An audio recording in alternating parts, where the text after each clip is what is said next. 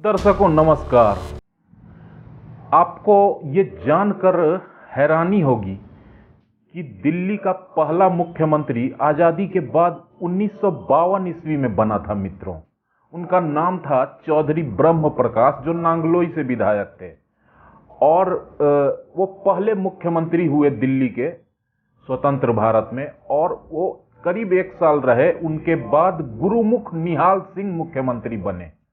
ये 1952 में पहला मुख्यमंत्री का बनना, 1955 आते आते दिल्ली को पुनः केंद्र शासित प्रदेश बना दिया गया पूर्ण रूप से, और विधानसभा भंग कर दिया गया अस्थायी रूप से।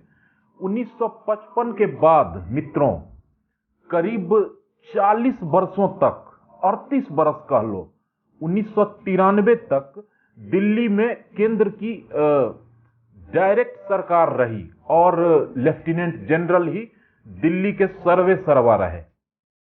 पुनः 1993 में दिल्ली में विधानसभा की स्थापना की गई और 1993 में मदन लाल खुराना मुख्यमंत्री निर्वाचित हुए। अपने कार्यकाल का 3 वर्ष भी पूरा नहीं कर पाए। उनके बाद साहिब सिंह वर्मा आए, वो भी 3 साल पूरा नहीं कर पाए, 2 वर्ष और कुछ दिन वो मुख्यमंत्री रहे दिल्ली का। उनके बाद सुषमा स्वराज जी आई, जो कि 58-59 दिन ही मात्र दिल्ली की मुख्यमंत्री रह पाई।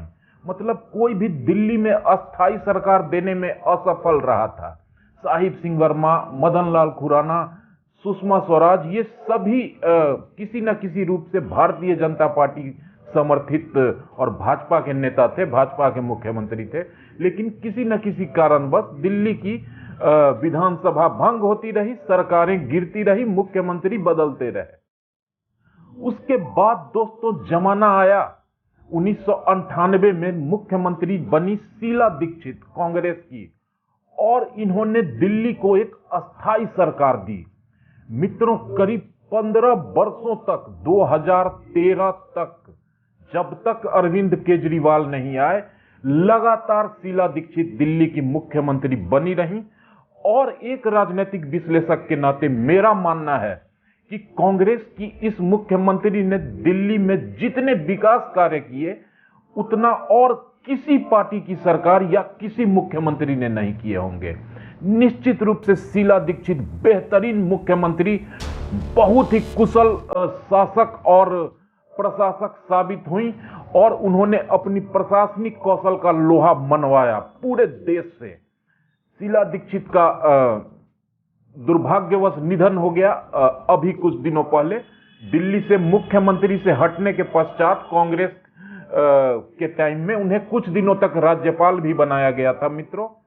और क्यों मैंने चर्चा की, दिल्ली के सभी मुख्यमंत्रियों का नाम बताया आपको और इतिहास बताया कि कब से दिल्ली एक राज्य बना, फिर केंद्र शासित प्रदेश बना, आज दिल्ली पुनः विधानसभा है, दिल्ली में मुख्यमंत्री है, लेकिन दिल्ली को पूर्ण राज्य का दर्जा दोस्तों अभी भी प्राप्त नहीं है।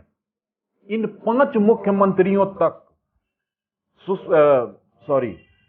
शीला दीक्षित तक, हर मुख्यमंत्री ने दिल्ली में विकास कार्य किए और बहुत अच्छे से सरकारें चलाई।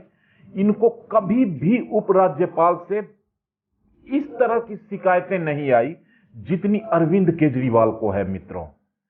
इन लोगों ने कभी भी दिल्ली सरकार को पूर्ण अधिकार दो इसकी बात नहीं की। हमारे पास अधिकार नहीं है तो हम काम कैसे करेंगे, ये बातें नहीं उठी।